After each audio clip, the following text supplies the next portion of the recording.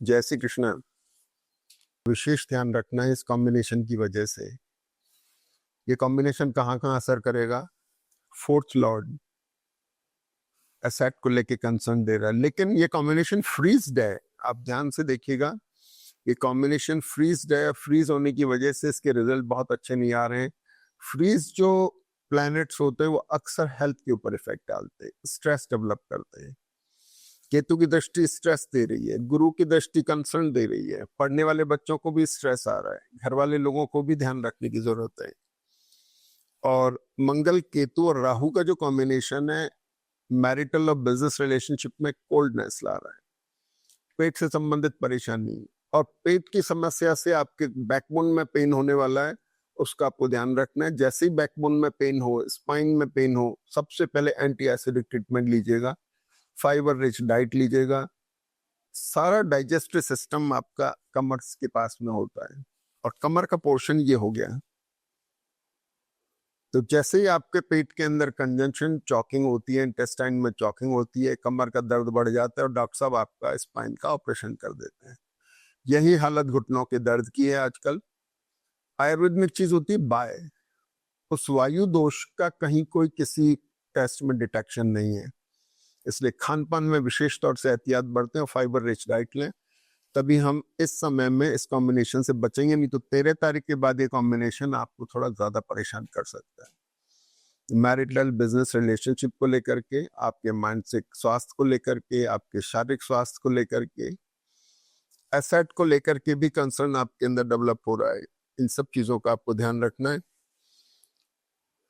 आ जाते हैं हम सेकंड लॉर्ड द्वादश में गया, मंगल सूर्य के साथ में। पैसे की तो आमद हो रही है और खासतौर पे पैसे की आमद तब हो रही है जब मकर राशि में चंद्रमा आ रहे हैं। मकर के चंद्रमा आ रहे हैं 11 से 13 जुलाई के बीच में।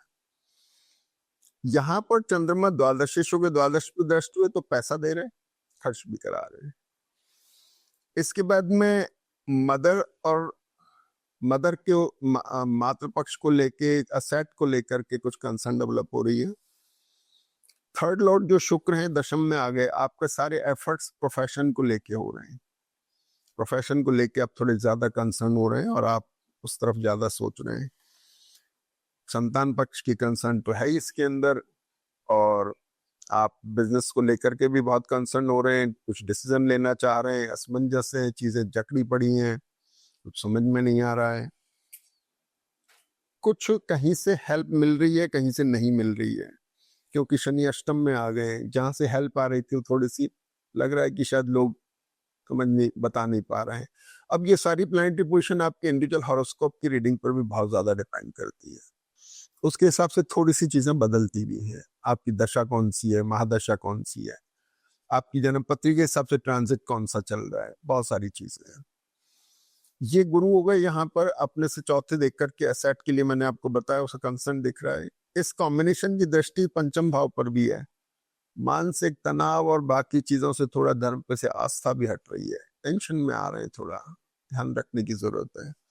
लेकिन ये राहु केतु इस लग्न के लिए, उस राशि के लिए बड़ा इंपॉर्टेंट है। कारण ये है कि ये जन्मपत्री को बांधे हुए मजबूती दे रहा है। स्ट्रेस है, हेल्थ के चैलेंजेस हैं, लेकिन बंधी हुई है जन्मपत्री।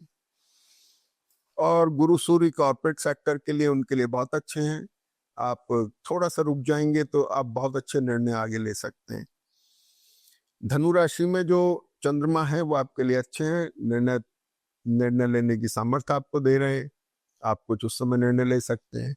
मकर के चंद्रमा में कुछ पैसा आपके पास आने को है, और कुंभ राशि के चंद्रमा में आपके मैरिटल और बिजनेस रिलेशनशिप को लेकर के थोड़ा सा एक हल्का असमंजस आ सकता है, जिसका आपको विशेष ध्यान रखना है। अभी कंसर्न कई तरह की होती है, फिजिकल, मेंटल, फाइनेंशियल, किसी भी पार्ट पे आ सकती है, तो आपको देखना है।